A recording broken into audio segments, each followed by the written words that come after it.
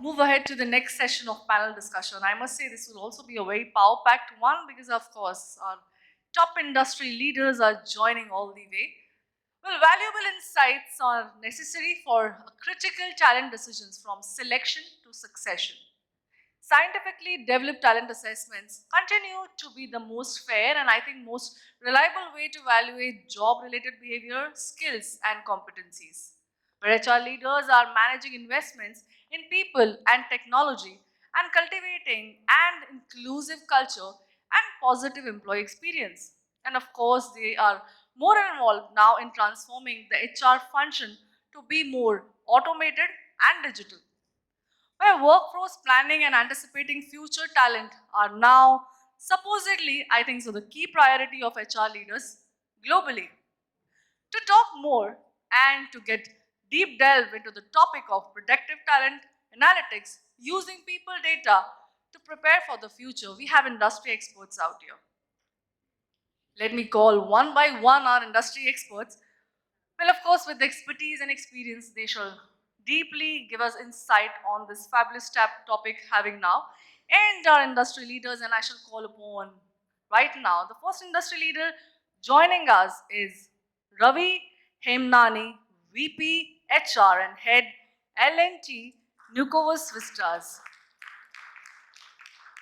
Well, can we have a huge round of applause for him? Of course, this is going to be a very expertise session. And as you can see, broader respects, our panelists are definitely industry leaders out here. Well, let me move forward with the next Power Pack panelist coming on board is Shalu Sood, AVP, HR Head Talent Management, OD, LND, DNI, JSW Energy. I'll request you to please be seated as per the names and the names on the screen as well.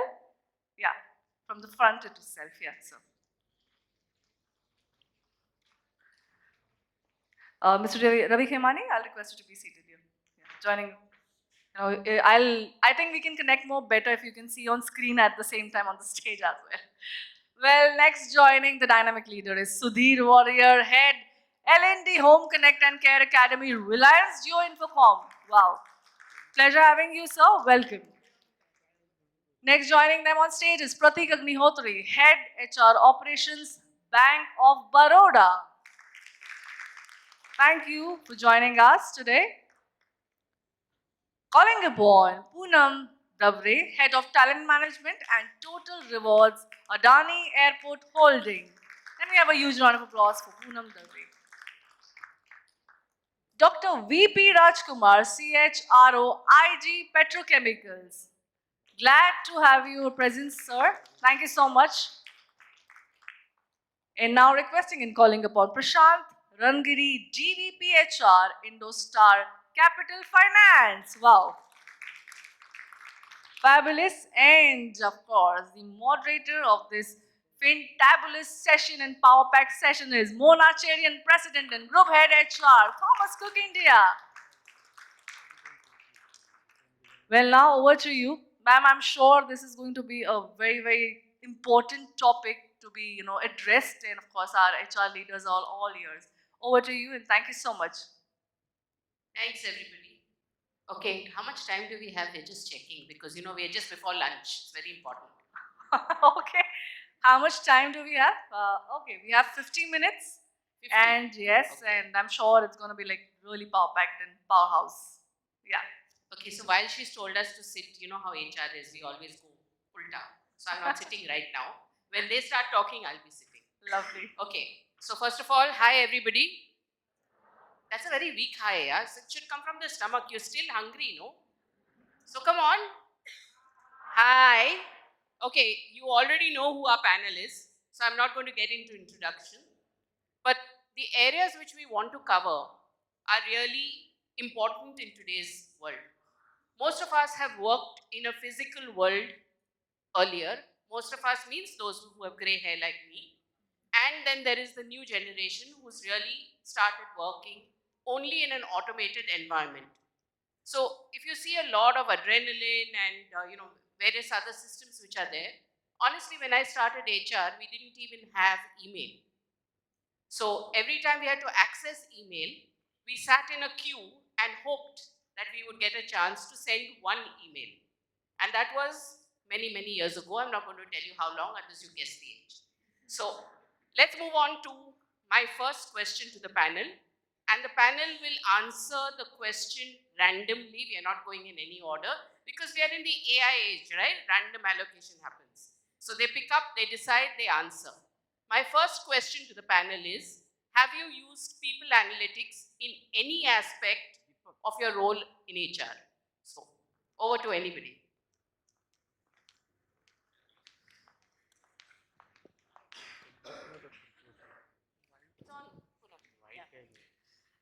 So Mona, and to everyone, yes, at Adani also and my previous organization, Raymond also, we have used from hiring till the exit.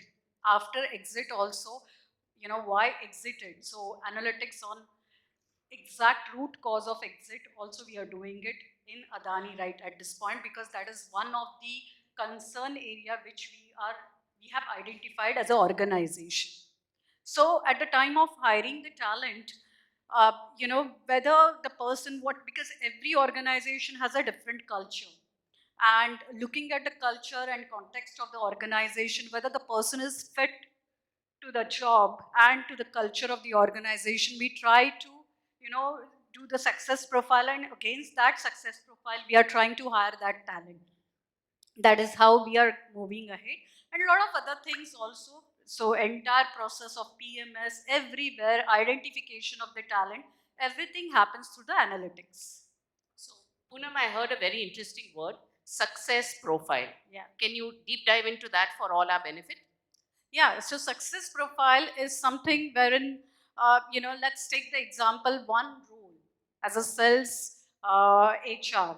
So what all attributes or competencies required for this role? What kind of know-how is required for the role holder to have?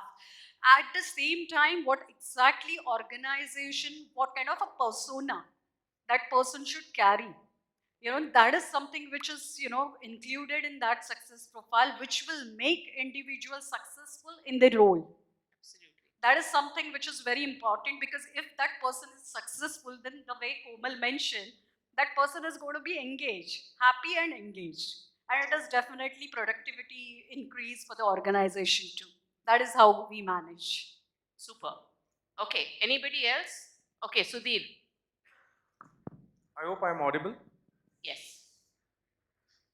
Yes or no? Is he audible? Are you audience? थोड़ा तो enthusiasm दिखाओ ना. We've come all the way, climbed 4 stairs. We deserve to know now whether you're hearing or not. Yes, the audience looks a little subdued. Hope Yeah. Either we put them back or we make them more excited. We do use people analytics, and see, I represent Reliance, and we have a huge workforce. So I represent the home business, and we have a workforce of around 30,000. Okay. So it's a cycle: hiring, training, put them into operations, and then they move. So without the power of analytics, it's very difficult for the organization to be successful. In the earlier days, analytics used to be done by only specific teams. So the hiring, we used to do some analysis. Training team used to do another analysis. Then the performance and productivity management, we used to analyze them separately. What is required is we need to have an end-to-end approach. Absolutely. So I believe the term that we use, or I would like to use, is we need to measure the competency flow of an employee through the organization. Right? So when you look at an employee, there are personal, individual aspirations. From an organizational point of view, there are organizational expectations. So unless we can merge them both, it becomes very difficult. So now we use analytics right from the candidate selection. So what happens is the hiring team is separate, right? So they get a target. We need 100 people, right? So they need to get 100 people on board. And the kind of selection that we do to a large extent today is role specific. There is a role. I need someone who fits in. And for a recruitment manager, the idea is to get the dashboard clear. The track should appear decent, right? But once we hire that person, the next step is the learning and development team, which makes the person ready for role. Then the learning and development team hands it over to the operational team. So at all these places, you will have drops, right? And unless we can understand why it is, and we can't stitch them together, we will never be successful. Right? So we did a lot of analysis. One is a set of the performers, the top performers that we have. We took the sales as well as the service organization, and we tried to isolate competencies that make them work. We map them to demographics in terms of from which state they are coming, what is the background, what is the educational profile, what kind of organizations have they worked in, what kind of culture that they like to work in. So we do a cultural assessment right at the hiring stage itself. Because we know the organizational culture, and unless there is a match, the rest, the challenge, the job, the complexity, they don't really matter. So at the hiring stage itself, we do a pre-hiring session where we try to set the expectations in terms of what is expected, right? We try to weed off candidates at the hiring stage itself. Put them, if depending upon the role, we put them through a battery of tests where we could weed off people so that the guys who are there with us, they are successful. They are with us for a longer tenure. So from the hiring stage, from the learning stage, from the performance stage, all the three are tracked together, and accordingly the competence map is done. Super. Thanks, Sudhir. Prateek? Yeah, so thank you. Good afternoon, everyone. So I am representing Bank of Baroda. So our bank is more than 116 years old, and it is a public sector bank. Though it is a public sector bank, but it also has all the qualities and approach of a, an organization which is very progressive. So just to give a back, backdrop, we introduced HRMS system way back in 2007-8. So we have a lot of data, not only in terms of quality, but also in terms of quantity. And since it is a very large organization, we have approximately 78,000 people working with us. So we have to have some system which is, where data is talking to themselves. We have Finacle, we have CPS, which takes care of business. We have HRMS system, which takes care of people and their demographies. And we also have CRM data and all. So all of three have to be talking to each other. The outcome should be integrated and embedded. Because we are a bank, financial institution, compliance is the most important part of our bank. For any financial or any organization which is dealing with public money, compliance and uniformity and correctness of data is of prime importance. And as a bank, that is our motto and most important thing. So, giving context of all these things, we have been using AI analytics way back since 2007-8, just to give certain areas where we are more particularly using, and it is giving wonderful results in terms of people predictive analytics, is our performance management system. Because we have a large set of people, diverse workforce, female, males, people working across rural branches, semi-urban branches, metro branches, branches which are very small, branches which are very big, mid-corporate, corporate financial services, corporate offices. So we have to have a system which has a very perfect kind of integrated data and outcome. We cannot, compromise with any kind of discrepancy and all. For that, we have this performance management system, and we call it GEMS, that is Growth and Empower Management System. And here, this, with what I told, that CBS or business data, people data, that is HRMS, and CRM data talk to each other. And based on all these three data combined together, any individual can see how he is performing on day-to-day basis, on monthly basis or quarterly basis. He can see in his own cohort. Cohort is something like a similar branch, like a branch, say, PLB branch is there, which is a semi-urban branch. So a branch like PLB, how other people are performing in the bank, so that he knows where he is lacking, where he can improve, and what are the targets that he has to achieve in order to, make his place in the top 20 or in the best places in that particular cohort. Similarly, we are also using this analytics now in not only in bank but also across the ecosystem. Perhaps maybe in some of the areas, like in some district, if our bank or we have a branch, and there are some other banks also, state bank or any private bank. We also now are able, because we have this lead district data, SLPC data and all. So we are combining with his performance, performance of his branch, not his own performance, to see how this particular branch of our bank is performing in relation to other peer banks. Which are the areas there is a threat? Which are the loans? Suppose in agriculture advances, there is a potential of more NP. So he should be cautious. Or what are the trends that other banks are adopting? Like retail bank mein ho sakta hai, housing loan is picking up. So it gives a prediction like where he can better perform, which are the potential threats which he should avoid. So apart from this, can you hear me? Yes.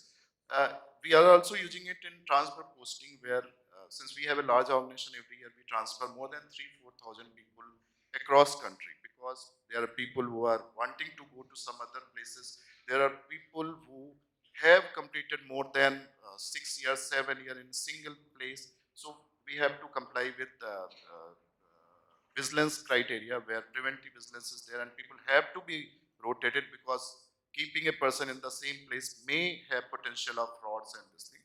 So this combines everything and projects the people who need to be transferred to some other place. So these are the few examples which our bank is using, and it is giving wonderfully good results. And we are also hoping to build on that, and hopefully in coming days we are coming up with certain even better uses of predictive analytics. So Prateek, before we move to anybody else, you've been using people analytics and you've talked about many areas you've applied it. Where have you failed? We are feeling basically, which I think is, since I touched that aspect, integrity is the utmost quality a human resource in bank or any, for that matter, any financial institute should have. We cannot compromise with any person whose integrity is doubtful. Even slightest trace of doubtful integrity is not acceptable in bank, because we are dealing with the public money. It's not any organization or any private entity which the money is involved. We want to have something which also projects that yes, someone is having that trend, where it might lead to some potential risk. So we are working on that. We have some systems in place, but we are not getting the proper result, because it is very complex analytics perhaps which needs to be built upon. So Prashant, he has an answer to your problem. So Prashant's going to. I wouldn't say an answer to a problem. Okay, so since morning I am hearing that we are talking about the technology age, okay, where we are now. Let me take you back to the old age.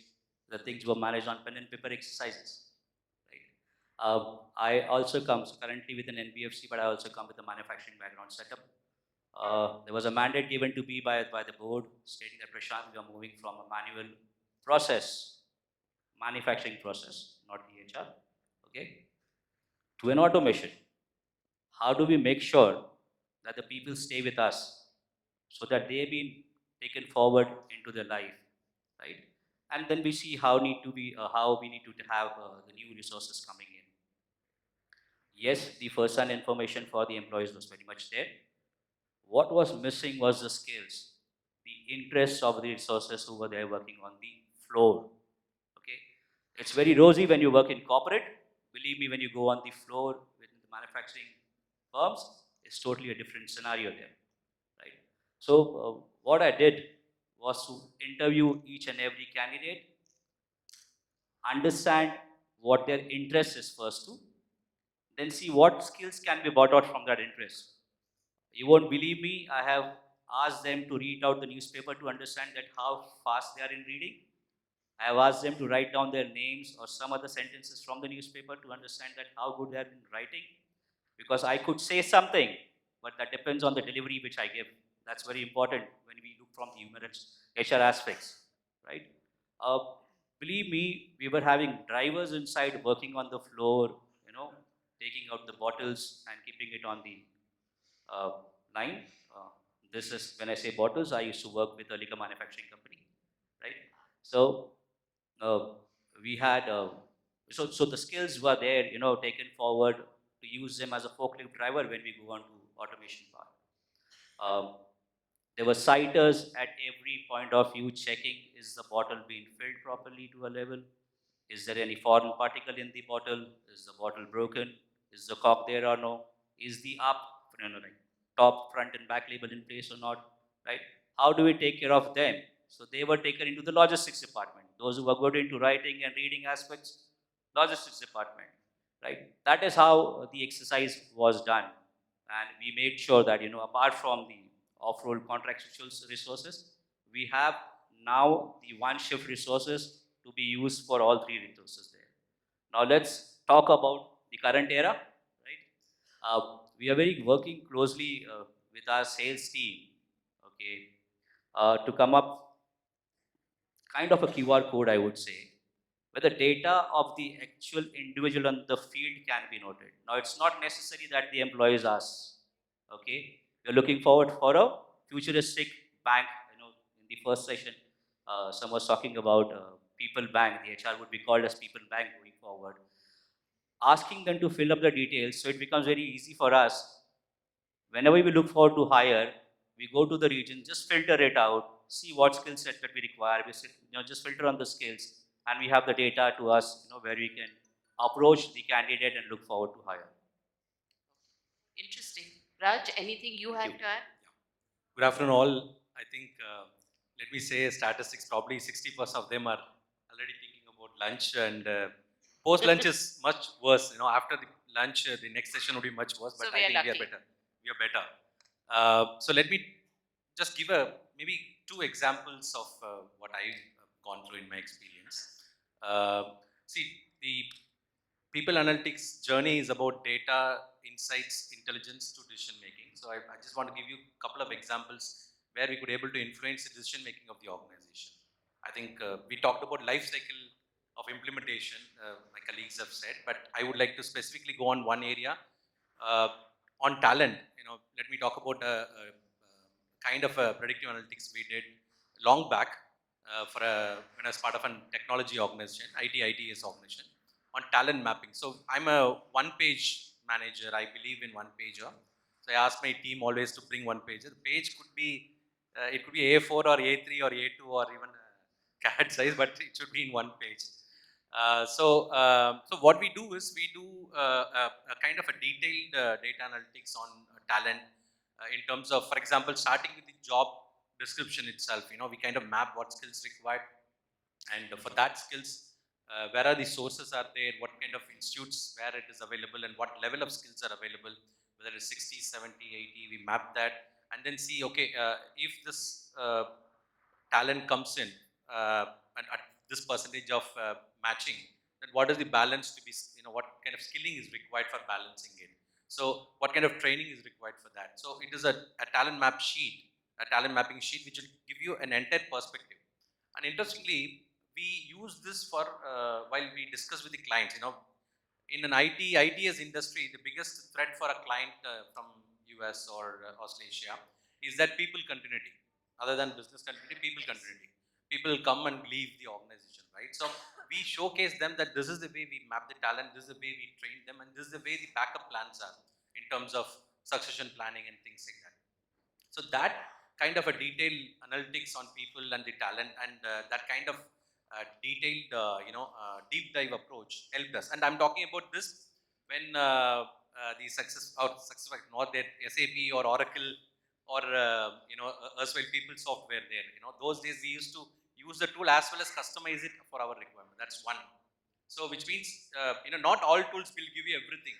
You have to customize it. You have to probably take it out and also do some manual analytics as well. Let me talk about one more example we did for a global talent management exercise in one of my organization, where we had across Asia Pacific, we rolled a talent management, which is high potential, high performance identification, succession planning and all. What we did was we didn't just use the tool, but we also felt that along with the performance metrics and potential metrics, we also have to look at the other elements, which is the behavioral part. So we use something called predictive index globally. So PI, so we have a tool in PI. So we kind of integrated that with our global HRMS, and then try to derive some results through that in terms of understanding what kind of a skill profile or success profile this person has to match the kind of requirement, and then arrived at the succession planning.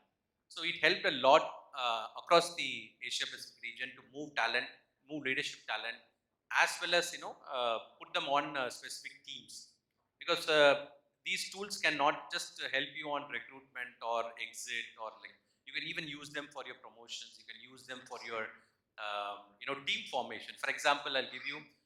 We won the global award among the group companies.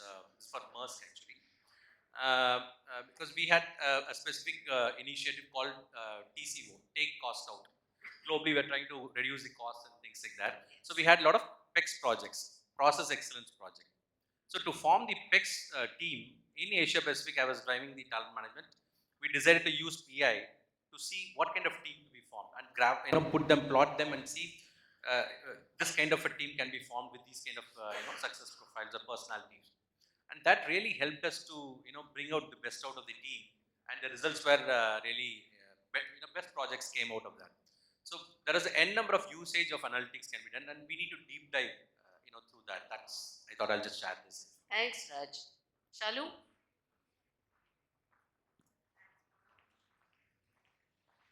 Thanks, Mona. So, my colleagues have actually shared a lot of insights on what type of analytics have been going on in their respective domains. So, here I would not like to add on any of the point, because I think whatever they have been using, I have used it in some way or the other in my organizations. What I want to leave the team here with, the large experienced team that's present here, is with the fact that analytics has to be used when you really want to achieve something out of it. But are we clear of what do we want to achieve? So even before using any data analytics or any people analytics or performance analytics, the question is, are we internalizing what do we want as an output and then use it? So when I look back on my experience, I'd like to share that I've been with the manufacturing setup in the last few years. I have been with a pharma setup, which is very heavily sales driven. I have been with a setup which is purely software driven. So the experiences and the analysis of data that happens, be it on people front, is very different, because it's totally dependent on the business that we are from.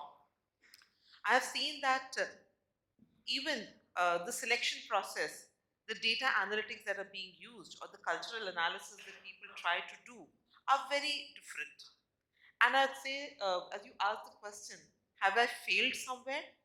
I'd say in every process, every step in people analytics, I have seen some failures. Starting from selection to probably looking at the real reasons of exit of a person.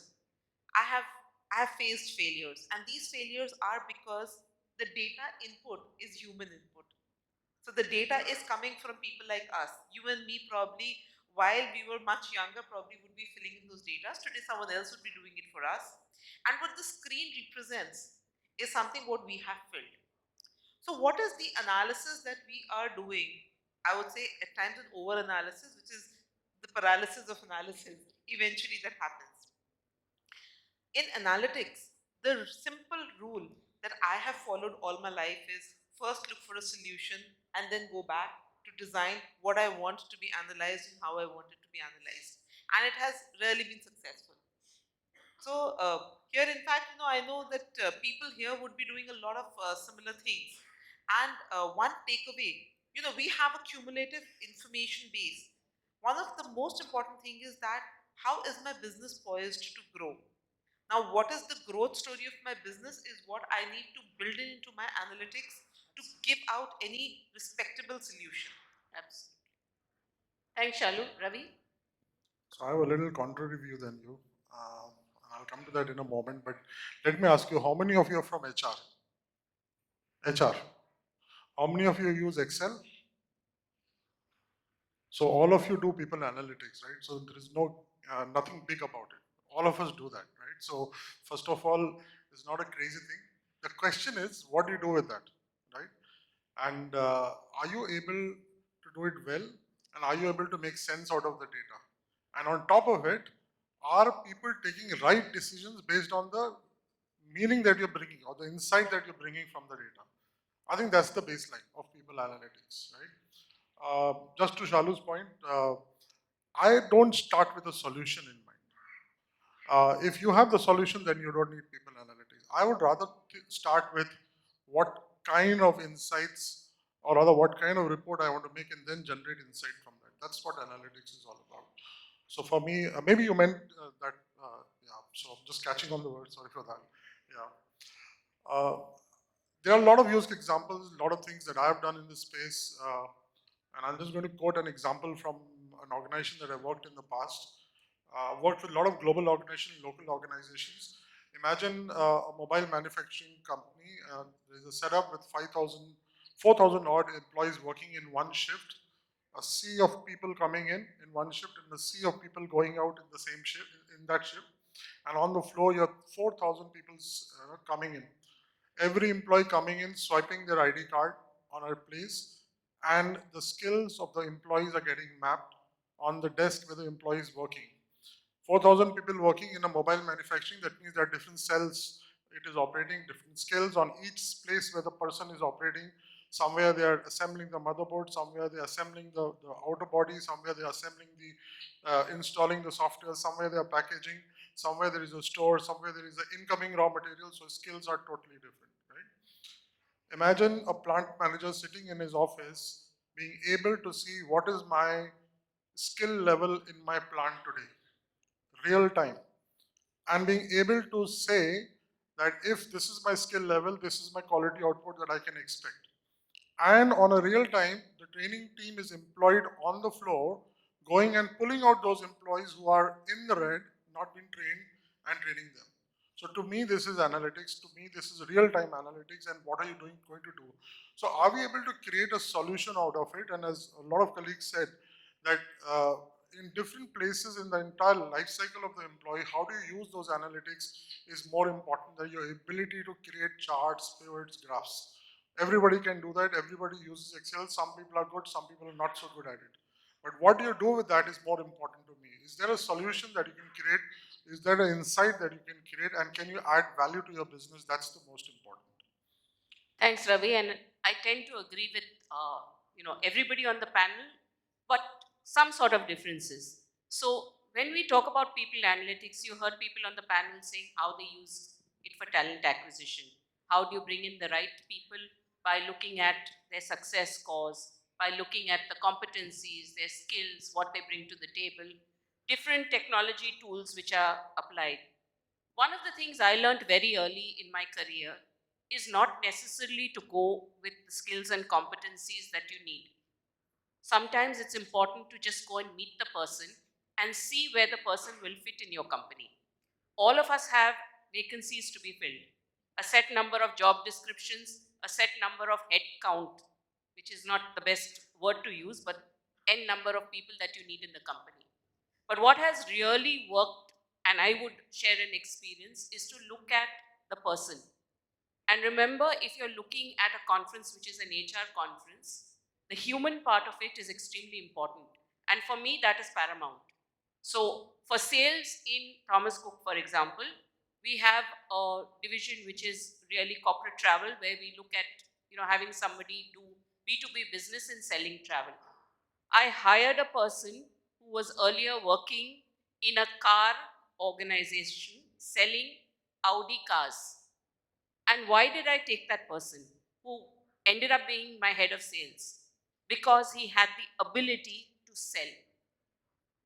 Whether he knew anything in travel, he knew the domain, or he did not, was not important. If I had gone with my textbook answer of which competencies, which domain, what does he know, he would have failed the interview. But what I really liked was his infectious enthusiasm. And that is what I hired him for. And he took our sales to double digits in that division within a year.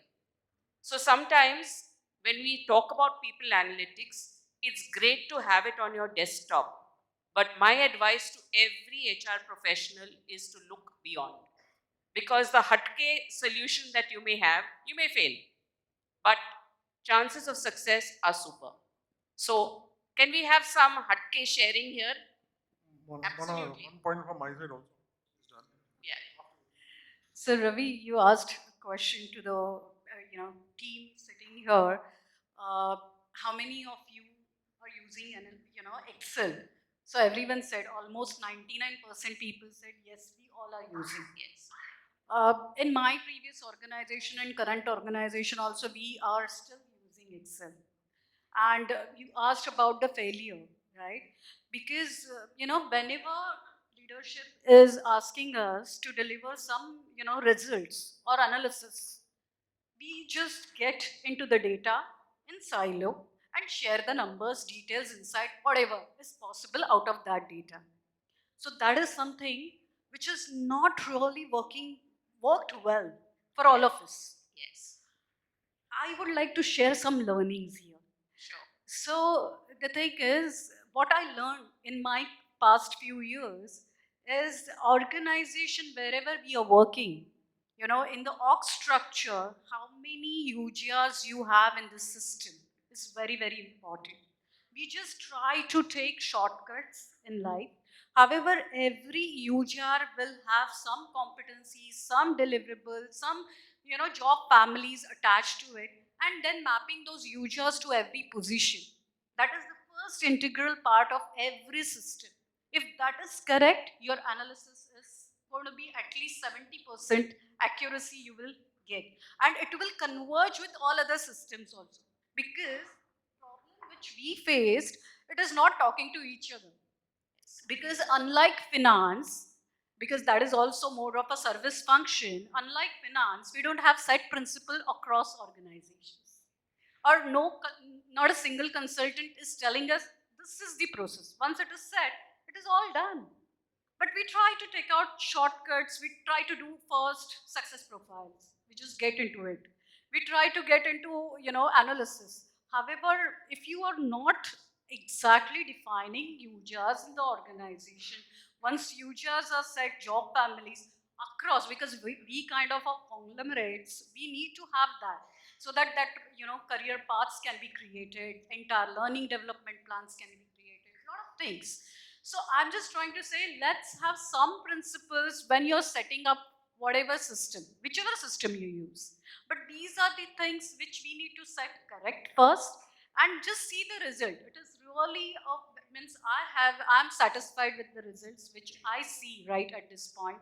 However, as Mona mentioned, it is, see, one thing is data, like PI you mentioned, or gave success profile, or any analysis, any tool, whichever data is being shared, almost you just have to, those tools are for information and can be used for BEI at the time of interview.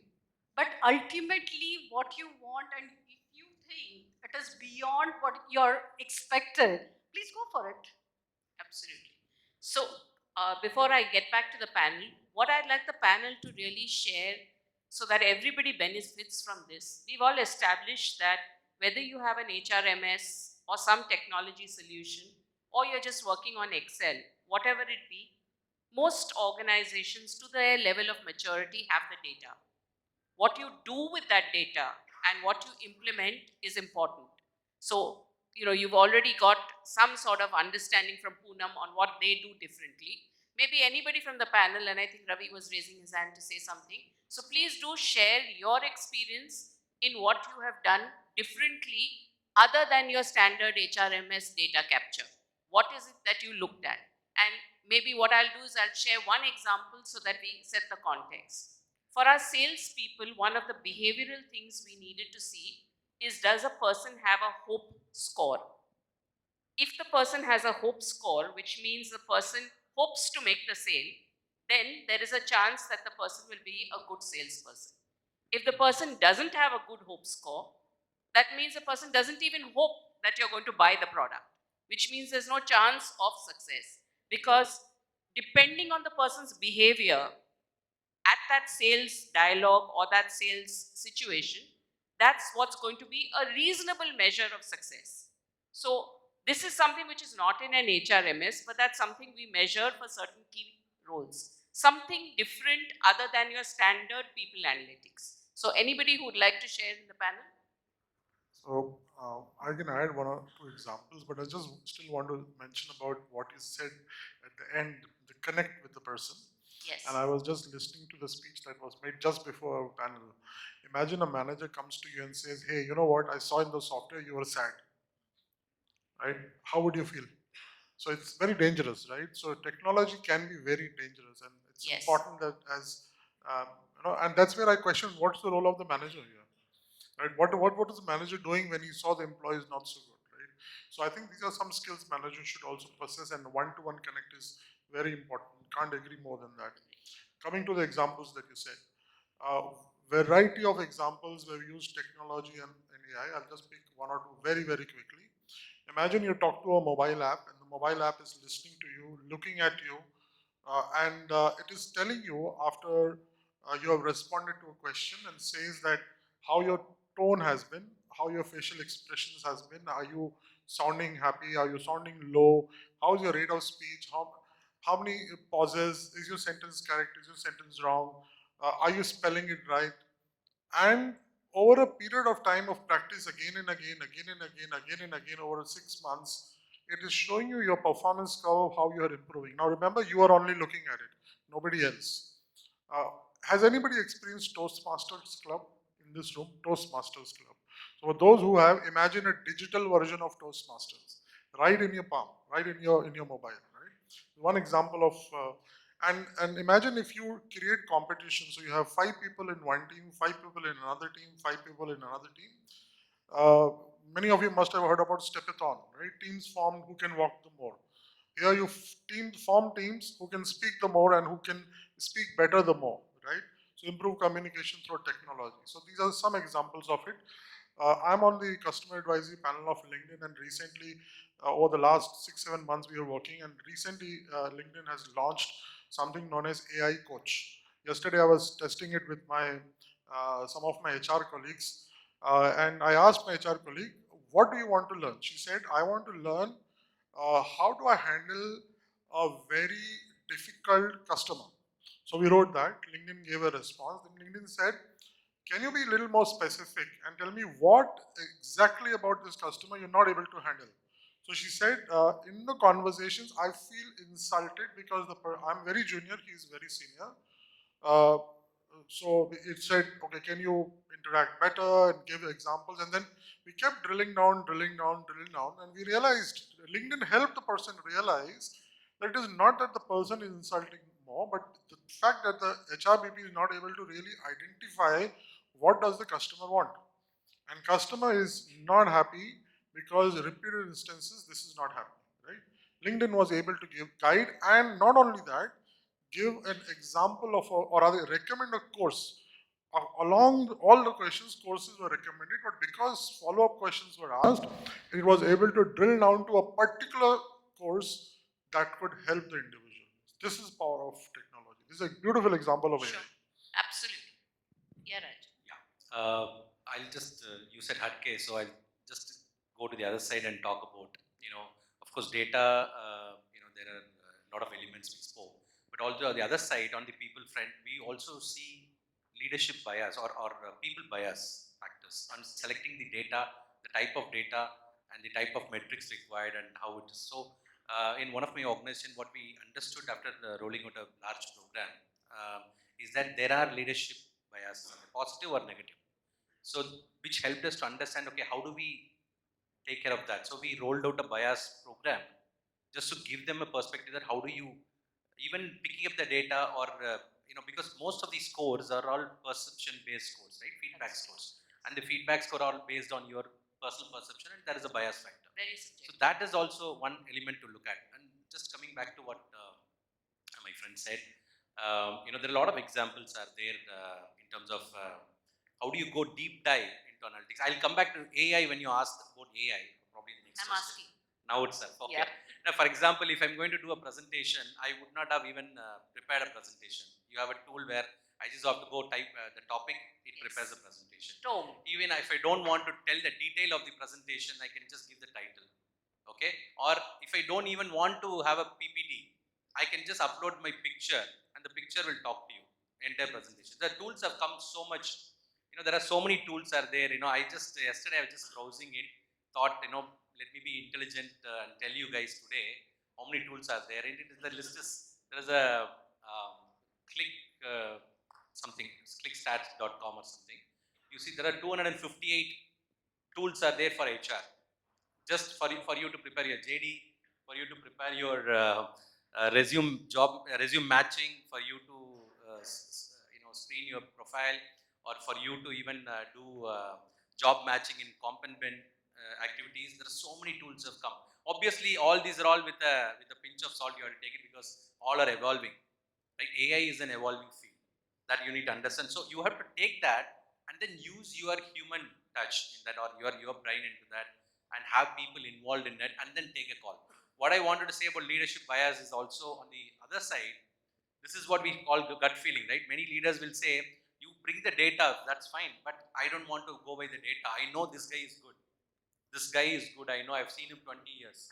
So if my managing director, or if the head of the organization, global head, says, I know this guy, then your data goes to back burner. So you need to know what the business wants. Accordingly, you need to present it. For example, let me give you, if there are 4 board members are there, one is a data driven board member, you go with data, talk to him or her about that, and then try to present what you need to achieve.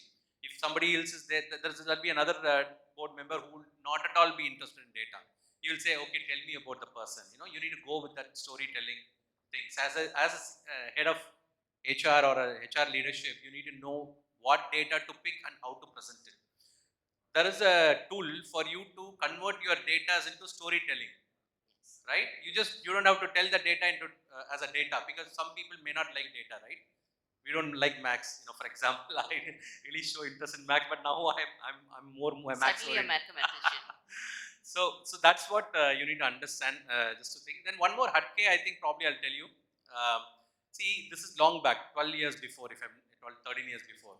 That time we did something very interesting called offer decline diagnostic study, right? We were looking at talent turnover, both recruitment as well as exit data, and seeing the data and comparing and things. So we are finding a lot of gaps are there. One of that was, we are finding that we are hiring people and we are losing people. That's one. But we are offering a lot of people, You and have we are to not be getting talking them. of an IT company. That was Yeah. not exactly. It was diversified organization, I would say. So we then went into an offer decline. I'll tell you this. Right now, I'm part of a diversified group, but predominantly a petrochemical company. We do offer decline here also. I have a huge attrition All in the of us chemical do sector, that. chemical sector. So we we did an attrition analysis. I told my team, it's not enough. Let's go beyond that. What else we can do? We go and reach out to people who have left the organization 6 months before. Let's capture last 3 years people. And we did an late exit analytics work, and then found out the real reason. Because your exit data is, everything is good, right? When you are holding somebody during the, they'll just say better opportunity, a company is very good, fantastic, I will recommend somebody. Yeah, it But when you changes go back after to the them FNF. later on, that's where the real reason comes out. So these are all things you need to go beyond the simple score, dashboard. And if you find a element in that, for example, if I can add one more point, um, you know, um, exit data. Let me talk about exit. So you say salary is the highest reason, right? Most of them talk about salary reasons. Most of us, what we do, okay, salary, we project that and tell the management, take it to management, say we have to increase the salary, because salary, 68% of population say salary is the reason we are leaving. But I would say you need to go deep dive. You need to understand a bit more, and then slice it and dice it and see. This is where the analytics comes in, and see whether the salary is, can you categorize it as salary, or is it the person is going because of the same role, higher salary, or a promotion, or a higher level salary, or a different sector. For example, I have a chemical engineer who joins an insurance company for the chemical sector, for their insurance related evaluation purposes. So he gets high paid, triple the salary, right? So how can you justify it? I can't go and say we have to increase the salary because of this. So you need to deep dive, slice and dice the data, and that's where a lot of tools are there, obviously. But beyond that, you need to look at what you want to take it out. And I always tell this also, that Data presentation is all about what you want to present. I can present that it is 10% lesser, or I can present 90% higher. It's how do you want to present. Absolutely. So I see a 5-minute flash here, so I'll stop the panel from speaking and request the audience for any questions that you might have for us. Yeah. Go ahead. Either you should be really loud or the mic will reach you sometime. Okay. Yeah. Hello, my name is Pradnya. Okay, this question is for Shalu Sood. I really liked the response when you gave that the way you analyze things, and I actually penned it down. That you analyze something, first get to the solution, and then work back. Okay? And then when Ravi went back and he mentioned that, okay, that's not the way you work. And that too was really, I suppose that's the way we generally work. And your response, or the first time you said it was this, and hence I penned it down. On this particular point, when he mentioned, okay, what he's doing, how would you take that point? Point number one. Point number two is, can you give me an example of what you have done and you've gotten result for? Absolutely. Sadhana, if I'm right. Pradnya. Pradnya. Pradnya. So, thanks for the question. And well, yes, when Ravi mentioned that there's a different approach, I absolutely value that thought because I was following the same approach till a while back. I would look at how much slicing and dicing I could do with the data and then look at, yes, what outcome do I want to show? The moment I reversed and flipped the side, in the last few years, I'm working on looking at what solution I want. And I'll give an example. Let's say I'm looking for a person to take on a certain role, not as a successor, but as a person going into a position and performing. The solution is in mind that I want to choose a person internally in the group. And as the Hatke solution also that I was about to share, what does analytics primarily share? The experience of a person. Can the person take on the certain role with the prior expertise that they have shown or the education background that they come from? What we looked at a solution was how do I identify people? And there was the challenge. I'm coming from an energy sector, which was primarily thermal, which has started evolving into renewable, which is hydro, which is pump storage, which is the wind and the solar and the battery storage of the world. Do we have such expertise in the market? The answer is no, because it is evolving. The education system is also skewed. The NPTIs of the world only train you for thermal. What do you do then? We started looking at the learning agility of the people and the aspiration quotient. We did psychometrics. We did a lot of analysis as to what is it that people are aspiring for. Do they want growth? Do they want to learn something new? What is their employability quotient for the future? Were they ready for it? And that's wherein we moved people from thermal to take on roles in renewable. And it has been a fantastic journey. These people have been highest grossers in terms of the overall promotions, the number of people who have actually taken on larger roles, the people who have gone ahead and performed and taken on the bigger pie when it comes to a comp correction also. A lot of things that have changed internally. So both of them are very important. I need to look at the data, as Ravi said, look at whatever is possible on the table. But that confuses me also at times. That what do I really want to show? But with a solution in mind, many a times I pick up the right assessment, the right analysis, and try to share data. Very rightly pointed out by the team here that what do I really want to do? How do I want to represent? And that is totally a business problem and a solution that comes to the mind. Either ways, both the ideas are, I would say, amazing. It's just that how do you want to take it forward depending on your current situation? Yeah, and also what emerges, Shalu, from what you said is HR needs to have a business-driven solution. Because if you just work in silos, it doesn't work.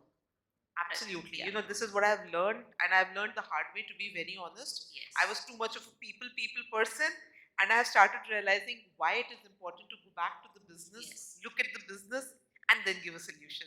Absolutely. If you may allow, I think Steve Jobs once said that my customer doesn't know what he wants, right? That's when he invented these iPods, right?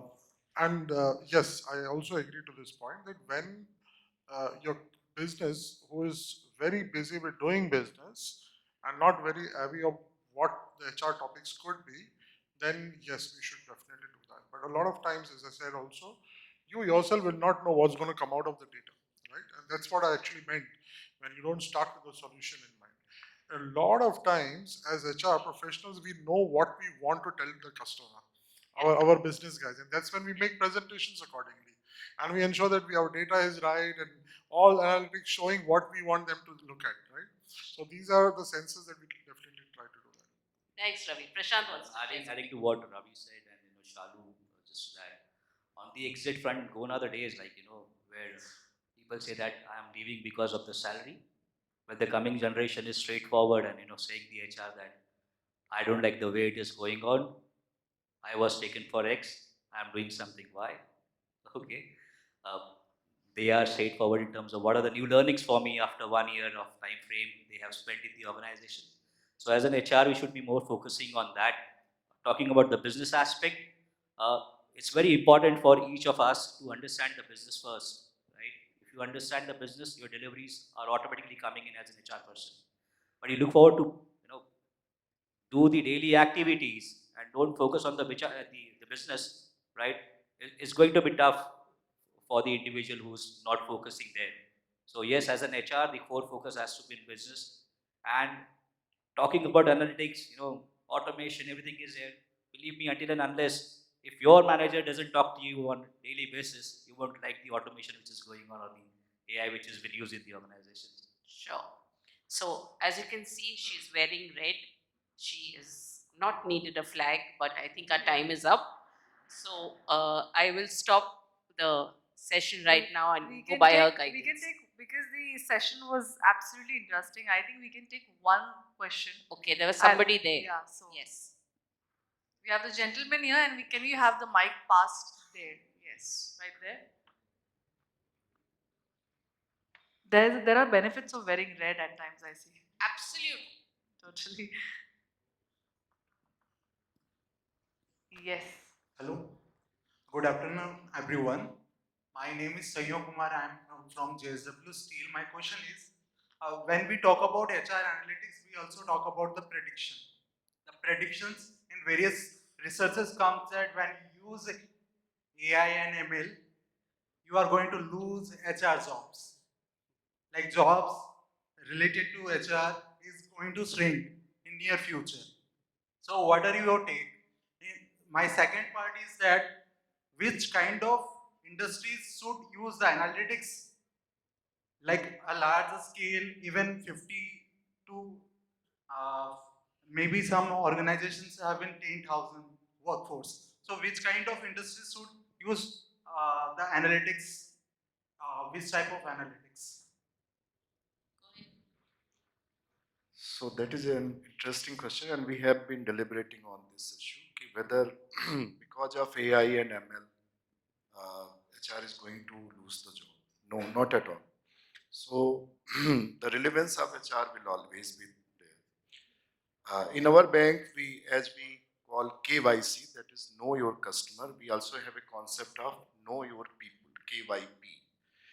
So whatever data analysis, AI, ML you have, but till the time as HR professional you don't know your people, you are not justifying your job. As a HR professional, it's our first duty to know your people, know their strength, their weaknesses, who is who. If you are doing that, then you are justifying your role as a HR professional.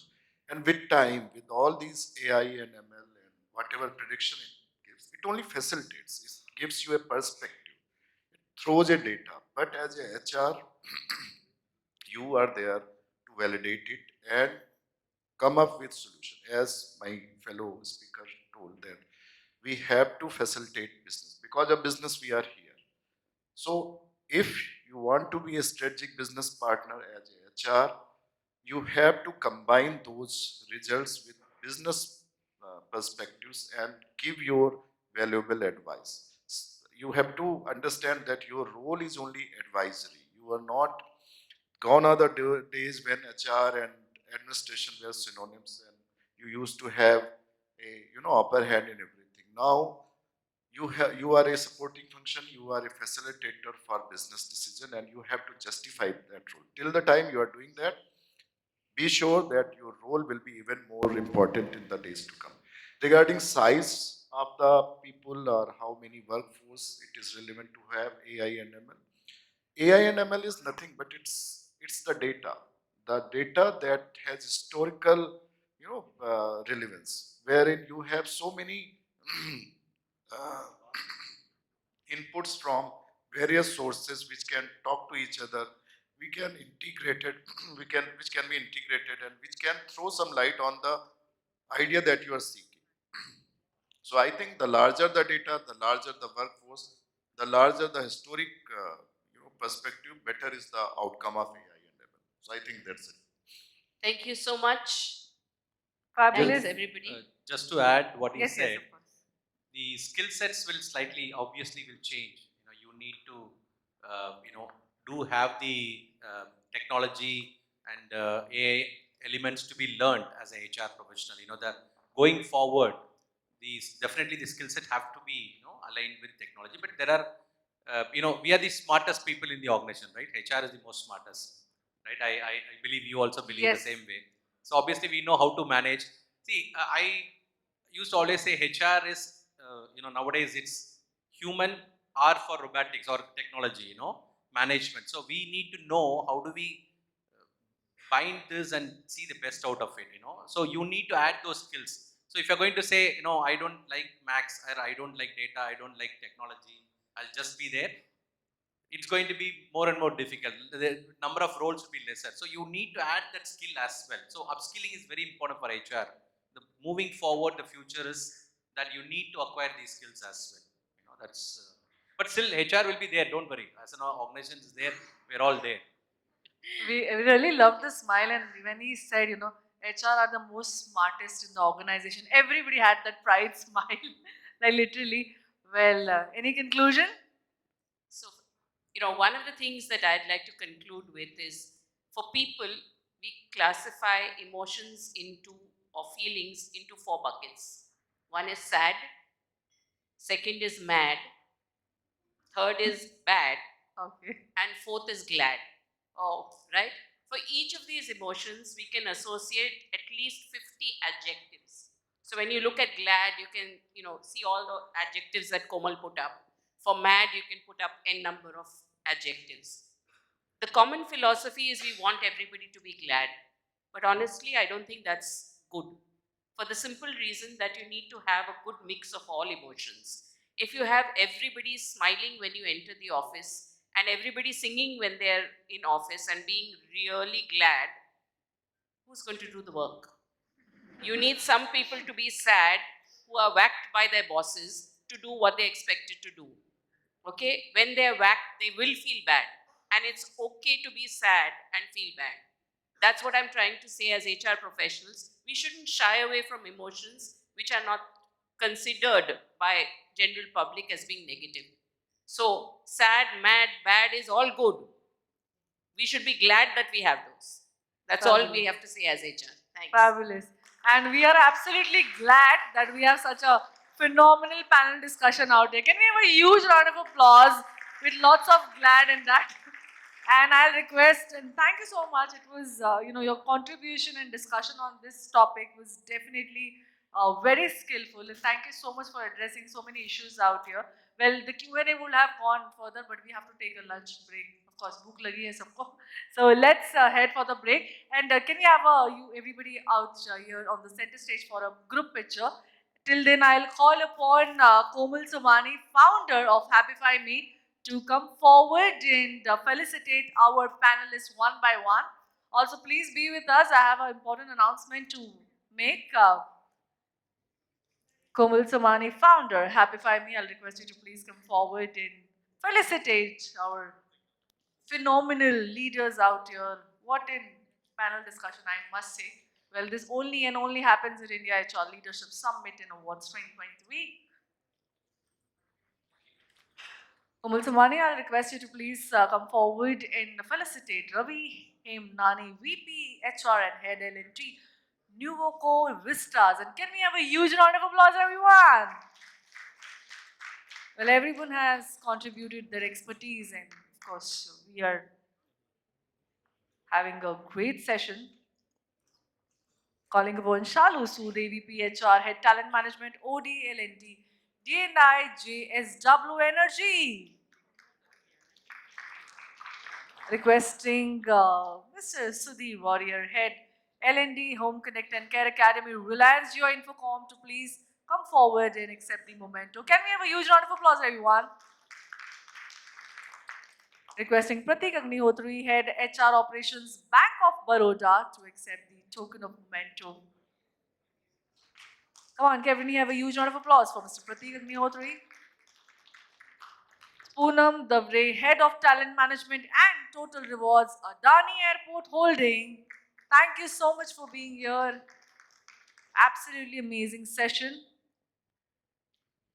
Dr. VP Rajkumar, CHRO, IG Petrochemicals, thank you so much for contributing and giving us insight. Can we have a huge round of applause, everyone? Calling upon Prashant, Rangari, DVP HR, IndoStar Capital Finance. Thank you so much, and of course, the one and only one who kept the zest enthusiasm of the panel with playing something very glad to roll out here, which is moderator Mona Cheriyan, President and Group Head HR, Thomas Cook India. Thank you so much for such an interactive and absolutely connective session to all my audience out here.